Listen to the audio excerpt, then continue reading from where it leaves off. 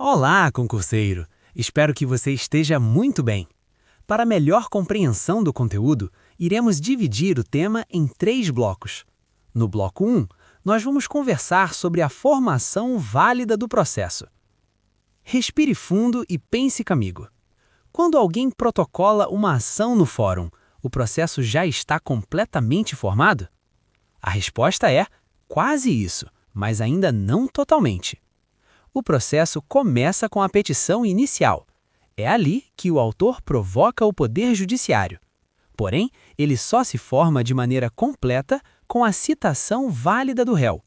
É a citação que traz o réu para dentro da relação processual. A partir daí, temos autor, réu e juiz. Forma-se a chamada relação triangular. Sem citação válida, não há contraditório, e sem contraditório, não existe processo plenamente constituído. Agora imagine a seguinte situação do dia a dia. Alguém ajuiza uma ação de cobrança contra uma pessoa que já faleceu. Esse processo é válido? Claro que não. Falta legitimidade. Ou então a pessoa apresenta uma petição inicial confusa, sem pedido claro. O juiz pode mandar corrigir. Se não corrigir, o processo pode ser extinto. Percebe como não basta apenas entrar com a ação? É preciso que existam pressupostos processuais: juiz competente, partes capazes, interesse de agir, legitimidade e uma petição inicial adequada. Outro ponto muito cobrado em prova é que, embora a citação complete a formação do processo, alguns efeitos retroagem à data da propositura da ação, como a interrupção da prescrição, desde que a citação ocorra no prazo legal. Então guarde isso. Formação válida envolve regularidade desde o início até a citação eficaz. Se algo essencial faltar, o processo pode nem chegar ao julgamento do mérito. E agora eu te pergunto, depois que o processo está regularmente formado, ele segue direto até a sentença? Nem sempre. É isso que vamos entender no próximo bloco. Bloco 2. Dando continuidade, vamos falar sobre a suspensão do processo. Suspender significa parar temporariamente, não é encerrar, é como apertar o botão de pausa. Pense em uma partida de futebol interrompida por falta de energia no estádio.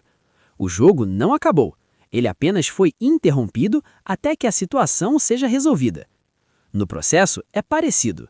A lei prevê hipóteses específicas de suspensão. Um exemplo clássico é a morte de uma das partes. Imagine que o autor falece durante o andamento da ação. O processo não pode continuar automaticamente. Ele fica suspenso até que os sucessores sejam habilitados. Outra hipótese interessante é quando as próprias partes pedem a suspensão para tentar um acordo. Isso é muito comum.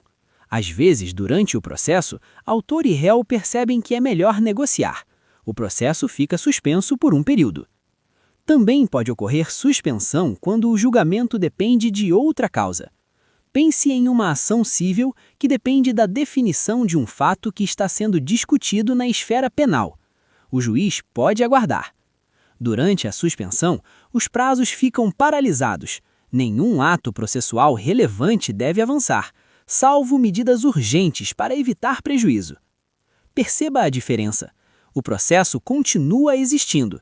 Ele apenas aguarda a superação da causa que gerou a paralisação. E quando essa causa desaparece, o processo retoma exatamente de onde parou.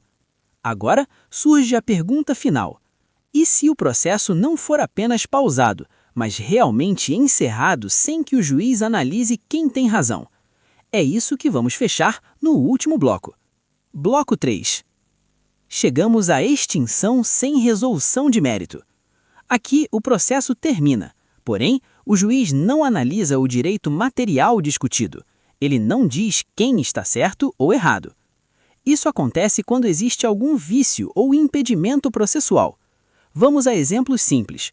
O autor é intimado para corrigir a petição inicial e não corrige. O processo pode ser extinto. O autor abandona a causa por mais de 30 dias, mesmo após ser intimado pessoalmente para dar andamento. Também pode haver extinção. Imagine ainda alguém que propõe uma ação sem necessidade. Por exemplo, ajuiza uma ação de cobrança antes mesmo do vencimento da dívida. Falta interesse de agir. O judiciário não é consultoria preventiva para situações que ainda não geraram conflito concreto. Outro caso é a desistência da ação. Se o réu já apresentou contestação, a desistência depende da concordância dele. Perceba um ponto essencial para concurso. Na extinção sem resolução de mérito, não há coisa julgada material. Isso significa que, em regra, a parte pode propor nova ação corrigindo o erro anterior. É diferente da sentença que resolve o mérito, onde o juiz analisa o direito e forma coisa julgada. Então, organize mentalmente. O processo nasce com a petição inicial e se completa com a citação válida. Pode ser suspenso temporariamente por situações previstas em lei e pode ser extinto sem julgamento do mérito quando há falhas processuais. Essa sequência lógica é muito cobrada em prova, e quando você entende o funcionamento como um ciclo, tudo fica mais claro. Aqui terminamos mais um bloco. Até o próximo. Se gostou, inscreva-se, curta o vídeo e ative o sininho.